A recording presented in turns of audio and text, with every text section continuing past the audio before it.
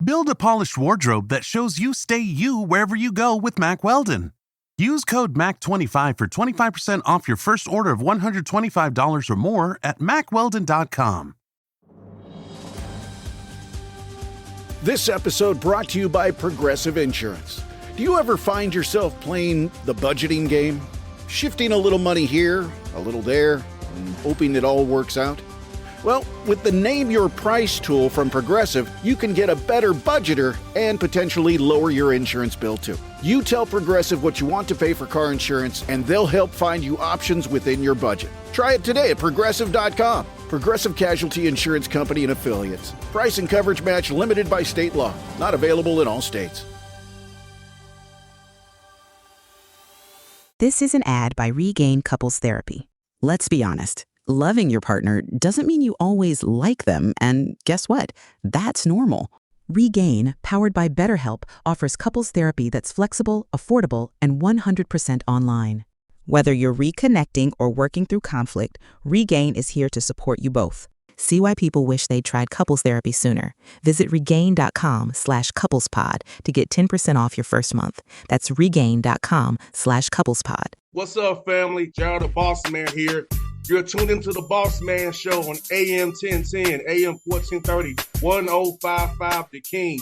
Let the King out at 105theking.com and the Bossman Show at bossmanshow.com. Hit me up on Instagram, The Bossman Show, Twitter at Bossman Show, and Facebook, Bossman Show. It's the Bossman on your radio. Listen to the Bossman Show with your host, JR, Saturdays at 9 a.m. right here on AM 1010, The King. What's up, good people?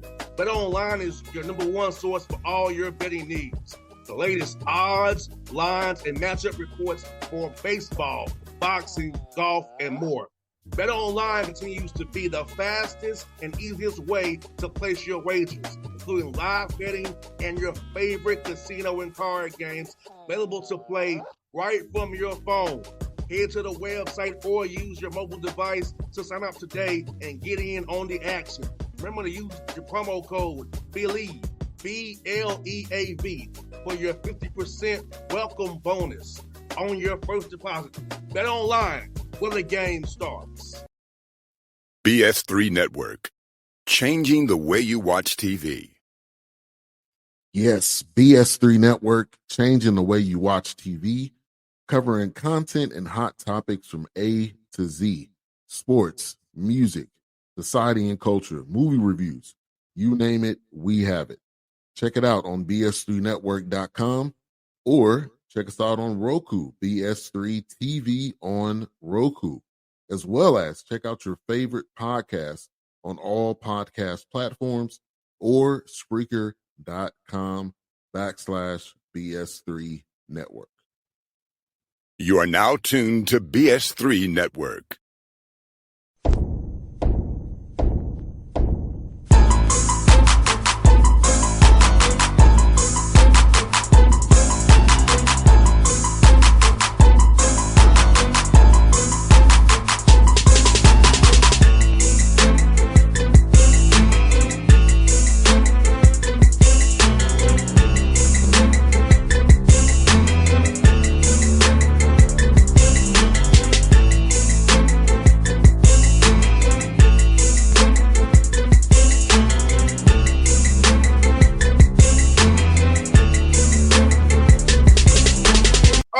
Back on the Bossman Show, your coach Phil Martelli Jr.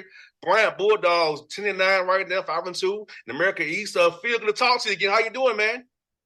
Everything's good. Just you know how it is this time of year. You get into your rhythm. You're playing in our conference. You play Thursday, Saturdays. So, just trying to gear back up for a tough one on Thursday. I hear that. Remember, ask you, Phil, you guys had a nice little break between Christmas there, man, so a few days off there. About how that really helped kind of set your team's focus, getting ready for this America East run you've been on so far, for those so far in conference play. Yeah, I mean, we were banged up a little bit through December. A couple of our key guys were out for a couple games. So, being able to get back healthy and then kind of gear yourself up, in conferences like ours, you're playing January and February to try and get for seeding for March, and then in March you got to go win 3 games to get in the tournament. So, this is really the non-conference is good. It kind of gears you up, but the conference for us is where it really, really matters. So, it was good. It was good to kind of recharge a little bit, get our bodies back healthy, get our minds back healthy, and, have started off strong here in conference play. You kind of use that time to kind of also self-scout too, so you don't get kind of bought down certain tendencies, so you don't get predictable per se. You know how teams scout now with energy and know what things they use so to scout you. So how much do you all self-scout during that time off to kind of make sure you or refocus on certain things you want to get better at this second half of the season? Yeah, no doubt. It's funny because the season started in November 4th, and then we hadn't had more than 2 days of practice between games until it was like right before Christmas. So you go like 6 weeks where you're just really game prep, because 2 days before we really try to focus on the opponent, and those 2 practices are really geared towards game plan and what we're doing. So we're always self-scouting. We're always kind of looking at, rewatching the games and figuring out, okay, what did they do, that worked against us? What are things that we took advantage of? So we're always doing that, but you finally had some time to really implement it and put some things in and say, okay, let's work on this combination together and see what these guys look like together. Because in the course of the game prep, you're not doing that. So, that's been huge for us too, having some stretches where we could just have some practices that were just about us and not about who we play next. And Phil, also, I'm curious to ask you this question as well off that. You all play Thursday, Saturdays in your league. So how do you go about trying to prep for that Saturday opponent? Because I know Thursday's your focus, of course, but you got a quick turn on that Saturday opponent. How you kind of work things in practice those Monday, Tuesday, Wednesday to kind of get ready for that Saturday opponent, or you kind of just wait till Friday, do a walkthrough or something, just kind of get them prepared for that the team on Saturday you're gonna play? Yeah, we wait till Friday. Like I won't even talk about who we play Saturday. I won't even talk to the coach that has the scout. I won't even ask him like, hey, is there anything? We'll focus on that on Friday. So, for us, like if you start the Saturday before, we play Saturday. Sunday's usually an off day. They'll have treatments and things like that, but nothing basketball wise. I'll start my film prep sometime on Sunday, starting to watch Thursday's opponent. Mondays are usually about us, but more, lighter, like skill days. Maybe we'll do a little bit of live, but nothing really up and down. Kind of keep it more half court, but a lot of skill. With the thought of like, hey, this is something that we need to work on. Hey, our finishing wasn't great, or hey, we got doubled. So we'll do that stuff out of our skill, and then. Tuesday we'll start. Tuesday we'll watch our Thursday opponent. We'll watch personnel. We'll watch style of play. We'll get on the court. We'll do our first real game prep for that opponent. Wednesday we'll do personnel and continue with our game prep. And we'll do personnel film after practice again. And then, Thursday we do our shoot around and we play Thursday. And then as soon as the game's over on Thursday, I'll turn to whoever's got the scout and say, okay, where's the folder? Give me the quick rundown. Who are they? What do they do? And then I'll start Thursday night, pretty much through the night, watching as much as I can to be ready for, Friday's practice. And that's more heavy film session. We'll recap the game before.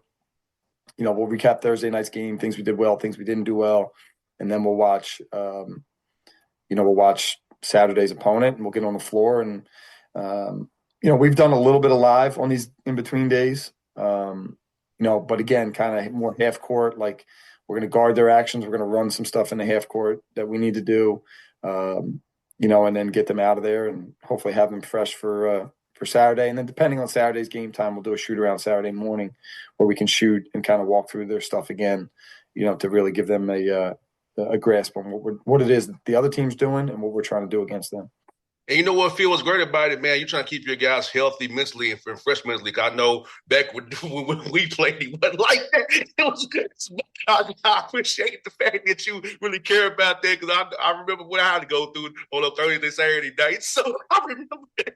What like how you doing Hey, it, man? you know, the thing that rings in my ears all the time is the best ability is availability. Yes, And, sir. I think I heard that on Hard Knocks somewhere, years ago. And I was like, man, that is like, yes. Like, and ever since then, I keep thinking, especially this time of year. I mean, we went through it in December with some injuries, and I keep thinking that I got a handful of guys that play a lot of minutes, and I want them out there. It's most important that they're out there on Thursday, and most important that they're out there on Saturday. And to run around and do, hey, we're going to do 3-hour practice today and have somebody. No, we need them Thursday night at 6 or 7 o'clock, whatever time we play, and then I need them Saturday at whatever time, 2 or 4, we usually play. So that's the most important thing. That Man, availability is the best ability. So. you got that right, man. Man, your non-conference schedule, man, is very competitive, man. A lot of tough, different opponents. Play a lot of closer games, and you not gonna know this, man. You can't really simulate that in practice, and getting to be in situations, put them on tape. You can actually go back and coach these situations and these scenarios. So, how good was it to get close games early? Because as you know, as we're trying to go to February into March. It's going to be tighter games where every play matters, every blockout matters. How cool is to get that experience early so you can coach to it later and then and now? Yeah, I mean, it's huge. It's why we did what we did in non-conference. It's why we went the places we went and played the teams we played and played quick turnaround so that we could practice for the Thursday, Saturdays in conference play. We did some 2 and 3 days and some 3 and 4 days even. To prep for that, to see how our bodies would respond. So, and we've talked about it all the way through. I've been saying to a lot of people up here, like, our non-conference schedule is really tough, and people didn't know it, because there weren't necessarily marquee names. It wasn't Alabama and Auburn and, whoever. Like, it was, St. John's, who's a top 15 team in the country, according to a lot of the metrics. St. Bonaventure is a top 50 or top 70 team. Grand Canyon, who's a top 75 team. Like, and then really good teams at our level, Tennessee, Chattanooga and Brown and Delaware and Drexel and Towson. Like, we were playing, every time I flipped on the tape, I'm like, man, this team's good too. Like, when are we playing the bad teams? And then to go through it and have 5 games decided by, I think it was 4 points or less. So 2 possessions or less, 5 of those games decided that way. I knew that was going to have us battle tested, and it was tough. There was a couple games, Fordham, they have a kid make a shot that hasn't, barely made shots all year. We have a kid he hits a 3, and then we get a wide open look from a kid that, can really shoot it and goes in and out, and you lose the game. And we talked about it all the way through. It was like, whatever happened in those games was not going to dictate, what wasn't going to change, like, the way we go about our business. Like, okay, so you make that shot and win the game, and all of a sudden you run off the court and you're celebrating and you think you're the greatest team ever. No, we're not the greatest team ever. We have things we need to work on. And credit to our guys. Like, they showed up every day with that mentality, with that mindset that, what's next? Like, give us the next thing and let's go. And their belief has stayed, their work ethic has stayed, their camaraderie and connection has stayed. And I knew at some point in time that would flip, and it has, early in conference play, starting off 4-0.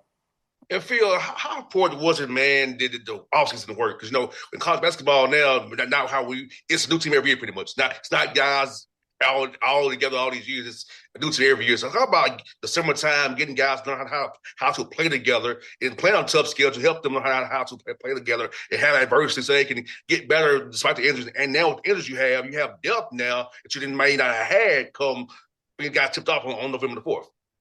Yeah, it's huge. I mean, it's funny because the thing I told people was I didn't spend any time leading up to them getting there June, probably 15 or 16, whenever they got to us, and through the 6 weeks that they were with us. I didn't really spend much time, like, thinking about X's and O's with them. It was more about how do we get the group to come together. And you blend. We had a kind of half old guys and half new guys. I shouldn't say old guys. Well, they are old guys in college basketball now, but returning guys and incoming guys and blending them together. That was my main focus, So, one of the things we did the old remember the Titans. I said, all right, you got to go. I would pair them up weekly and say, okay, Barry, you're with Earl. And what they had to do is give me two two interesting facts about the other person. So Barry's got to give me two things about Earl. Earl's got to give me two things about Barry in front of the whole group. And then one thing that you have in common, and which I think was really important, because you have these guys coming from all different places, all different backgrounds, but we all have things in common. So you have guys like, they're coming in and like, yeah, we found out neither one of us knows how to swim, or neither one of us has ever been outside the country, or neither one of us is, or we both have, we both played football in high school, like whatever it was, like to get them talking, get them understanding, like, look, we're all, and I told them none of it can have anything to do with basketball. So it has to be something outside of that, because we can all say like, oh, my favorite player is Kobe. My favorite player is LeBron. I think MJ is the greatest. Like, yeah, we can all do that. We do that every day. Like that's that's the culture. Like that's what we're around. Like you have those debates in the locker room and in training room and on the bus and when you're eating and things like that. But I wanted it to be outside of basketball. Let's learn about each other outside the basketball. And there was some really interesting stuff that came from that. And I think that was a big deal, because it got them understanding, like, look, yeah, you guys may be competing, and maybe at some point in time you'll be competing for a spot or minutes or whatever. But there's also a camaraderie and a connection there that in a similarity that maybe you can draw back on at some point in time. And so, yeah, that time over the summer, I mean, certainly getting them used to like, hey, this is what we do and how we play and the work, that we put in and things like that. But just getting them excited about each other and excited about, what could be for this group. And Phil, you got something cool going on too, man. You got 4 guys in double figures, the other guys averaging not decently single digits as well. So about the balance you have, be able to have 4 guys in double figures and causing defenses conflict and having to figure out who we gonna take away, who we gonna kind of stop. You got options beyond those guys as well. Yeah, no doubt. I mean, that's been a big thing. We talked about it at the start of conference play about production, and that's what we need. Everybody goes out there needs to produce, and that's different for everybody. One guy might need to score 20. The other guy might need to go get 8 rebounds. The other guy might need to go play great defense. But we needed production, and make sure we were getting production. We go 7 deep, occasionally go to an 8th or 9th. But of the 7 guys that have played regular minutes, they've been super productive. And again, just finding ways to get it done. I mean, back-to-back games, we've had 5 guys in double figures. On Saturday, we had a 6th guy who didn't score double figures but had 11 rebounds, playing only about 17 minutes. So you're getting contributions across the board. And we play a style that is not geared towards, okay, we're just going to get this guy the ball. We're just going to get this guy shots. Really, we want to play kind of read and react off of what defense does. So, one of our guys the other day on our Thursday game did not play particularly well, and the other guys did. So on Saturday, they're trying to take away those guys that played well, and he goes and gets 24, because he's capable of doing that. And it wasn't like, well, we're going to try and get Barry going. No, it just happened that's how they guarded. He had mismatches. He was able to go attack. He's building his confidence. He's scoring the ball. Okay, now all of a sudden it opens up, and now the next guy's going, and the next guy's going. So we spent a lot of time with that, like just trying to read the defense, react to the defense, and not necessarily like, okay, we're going to come run thumb up every play and have Raphael come off this screen and get a shot and then get back on defense, and then we'll come down and run thumb up again and try and get him another shot. And like, we're not built that way. We're built to just play off of each other. And they keep talking about making the ball pop. Like that's been their thing. Just make it pop, make it pop, make it pop. And they've been doing that, and our assist numbers have been really good. Our shooting percentage has been really good. And the ease at which we've been able to score the ball has gone way up. So, we got to continue that, because, you can fall into those traps sometimes, and all of a sudden it can get stagnant and the ball sticks and guys want to just try and do their thing. But, they got a good flow right now, and, trying to keep that going. Yeah, that's something that Quinn Snyder talks about a bunch of that right before they catch that 0.5 mentality. He talks about it every day. I hear it every day, man. So it's good in my head about that, man. Like you said, man, the defense will tell you what to do. They'll tell exactly you what to do. Right. That's all you got to do. That's who we are. Like, we don't run a lot of plays. We don't run we have some, but we're very, from the summertime, if you walked in our gym on a given day, I guarantee the couple things you would see would be us doing cutting reads off of our drives, guys reading cuts. You'd see us doing driving kick reads. Okay, you drive it, there's help coming somewhere. Sometimes there's no help. Go finish it, but we would do those things every day. And then just like, some type of screening reads, whether it's off of pin downs or off of ball screens or off of whatever, just trying to get them, just like you said, look, defense can only take away so many things. So 100%. Once they take away one thing, that's great. Let's have a counter to that right away. And it's why we've been successful, because those guys have picked up on those reads and then they're implementing them. You said so. You should have wrote it having counters to it. That's having the counters off of whatever they're gonna do. That's the main thing right there. Because I know Quinn Snyder is big on having 3 or 4 or 5 things to counteract whatever they may do if we get going early. That's something he's big on. No doubt. Yeah, y'all doing well, man, from 3-point range, over 35%. Talk about how that spacing and that threat makes defenses have to kind of close out with care towards your guys. They might get blown by too, so we kind of put them in that kind of still that conflict of what they're gonna do when you get an open 3 guy with all that space you got out there shooting the ball that well. Yeah, my biggest fear going into the season was I didn't think we had enough shooting. I was worried about us not making enough shots. And, it starts with Rafael Pinzone. He's the leading 3-point shooter in the country. And a credit to him. I mean, he's put in a lot of work. He was not that. He transferred to us from St. John's. When he got to us, almost 2 years ago now, was a limited shooter. Was a good mid-range shooter, but not really a 3-point shooter. Even leading up to last season, was not shooting it great in practice in our scrimmages. And then from that time on has been just, meticulous about his work, getting in extra shots, doing what he needs to do. And it's worked. He's hovering around 50%, really all year and missed some time. He's one of those guys that was injured, for a while. So you figure all right, guy coming back, probably won't go to shoot it as well. And, he's 4 for 8 the other night. And, it's a credit to him and the work he's putting in. Connor Withers, who,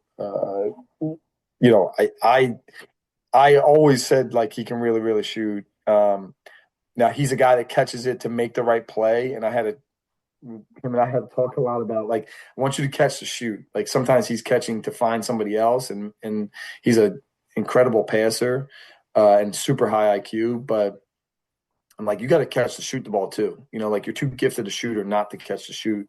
So there's a balance there for him. But he's been shooting it really well and has had some huge games. Made 5 of them the other day.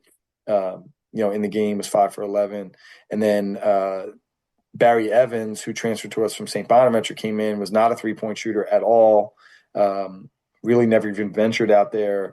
And we started in the summer with him of building that confidence. He's got a good looking stroke, just getting the reps. And, those 3 guys are the main guys that kind of get it going. But, we have some other unique guys that have been able to, step up and make shots when they need to. Keyshawn Mitchell's our quote unquote center.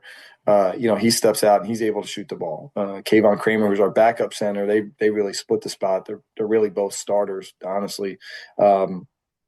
He's stepped up and made some shots. Ja'Kai Robinson has been able to step up and make some shots. Earl Timberlake, who's our do everything guy, has never been known for his shot. He went and made 4 in a conference game, a week or 2 ago. So, it's just the reps. It's just putting in the reps and building the confidence. And, I don't want them hesitating. I don't want them looking over their shoulder. I'm if you're open, shoot the ball and watch. If you miss it, we talk about chasing the offensive glass. And if you miss it, worst case scenario, hey, we can get the offensive rebound back and get something good there. So, we try to build a lot of confidence, but it comes with the work and the reps and the extra shots that they get up every day.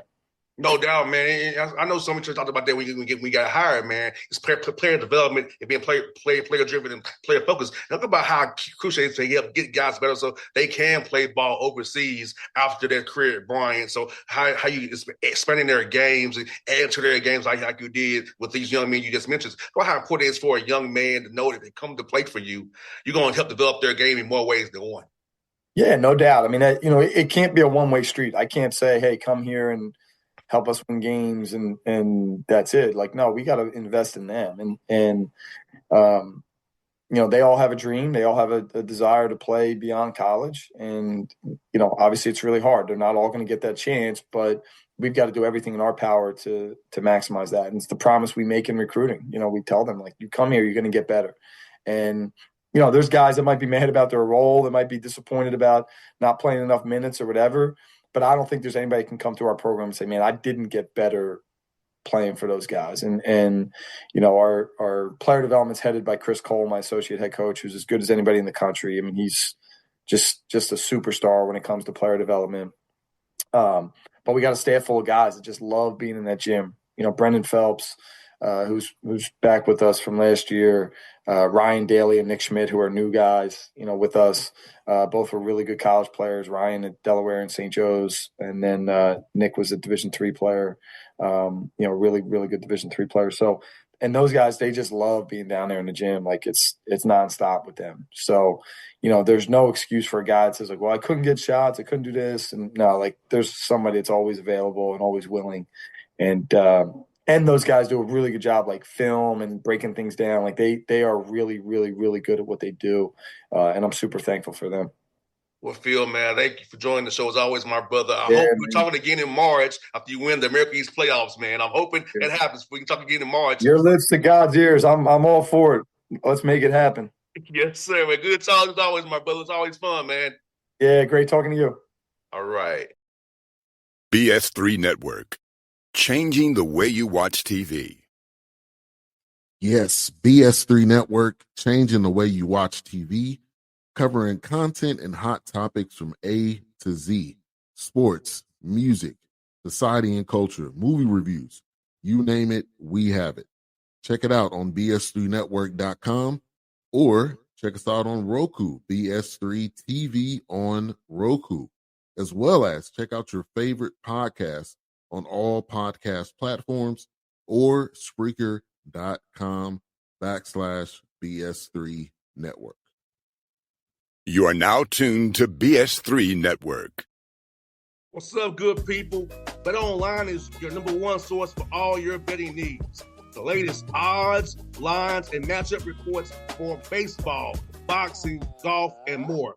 Bet Online continues to be the fastest and easiest way to place your wagers, including live betting and your favorite casino and card games available to play right from your phone.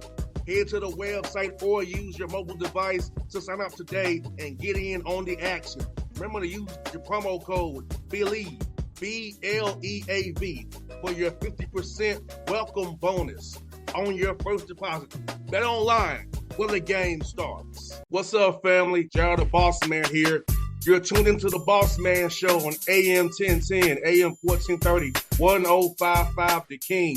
Check The King out at 105theking.com and the Bossman Show at bossmanshow.com. Hit me up on Instagram, The Bossman Show, Twitter at Bossman Show, and Facebook, Bossman Show. It's the Bossman on your radio. Listen to the Bossman Show with your host, JR, Saturdays at 9 a.m. right here on AM 1010, The King.